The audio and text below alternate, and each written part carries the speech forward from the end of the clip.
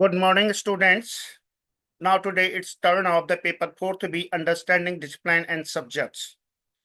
Time 1.5 hour, maximum mass 40 और paper pattern same as the fourth A.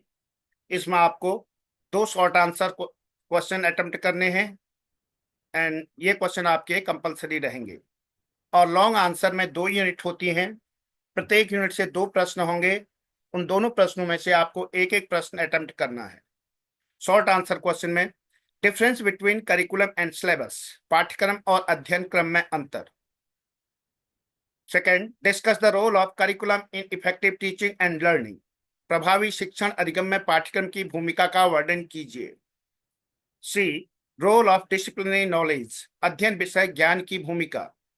D, describe the emerging dimension of school and teacher education, विद्यालय और अध्यापक शिक्षा के उभरते आयामों का वर्णन कीजिए।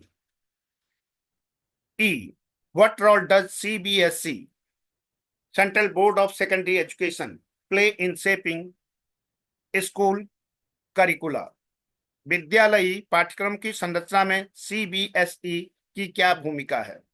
यहां पर हमने 5 क्वेश्चन दिए हैं, लेकिन एग्जाम में आपके पास केवल 2 प्रश्न आएंगे और दोनों के दोनों कंपलसरी होंगे जो आपने अटेम्प्ट करने होंगे।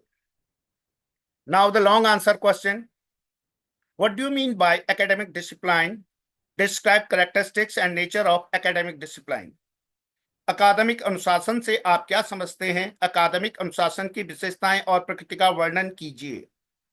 Second, what do you understand by interdisciplinary approach, discuss the need and importance of interdisciplinary approach, अंतः विषय उपागम से आप क्या समझते हैं, अंतः विषय उपागम की आवश्यकता एवं महत्व पर चर्चा कीजिए।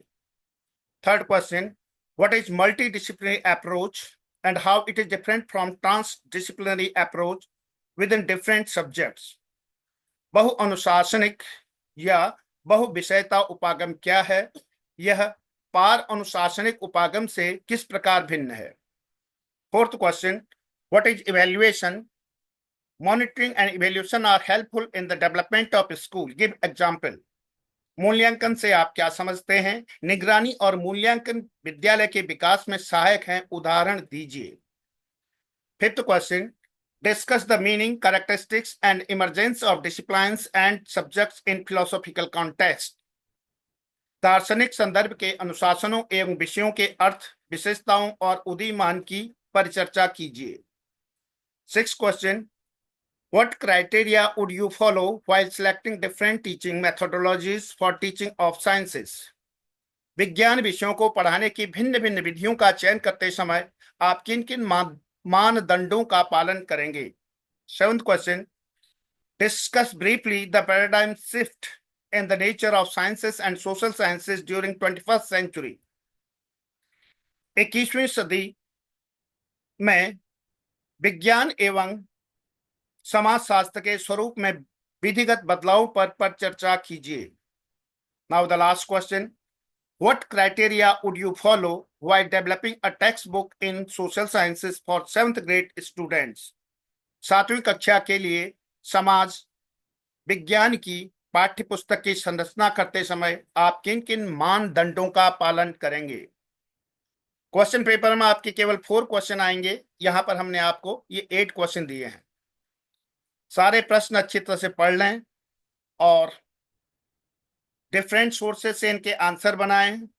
शॉर्ट आंसर लगभग 4 pages, long answer 6 to 8 pages, और बना करके उनको एक बार अच्छी देख लीजिए। उसके बाद फिर उसका मनन चिंतन कीजिए कि आप कहाँ हैं। I think that it's enough for this day. और कुछ प्रश्नों के उत्तर के लिए आप हमारे यूट्यूब चैनल में भी देख सकते हैं। यूट्यूब चैनल का नाम है The Educational and Spiritual Consciousness, and please share, subscribe and like our YouTube channel, The Educational and Spiritual Consciousness. I think that it's enough for this day. Have a nice day for all of you. Thank you. Have a nice day.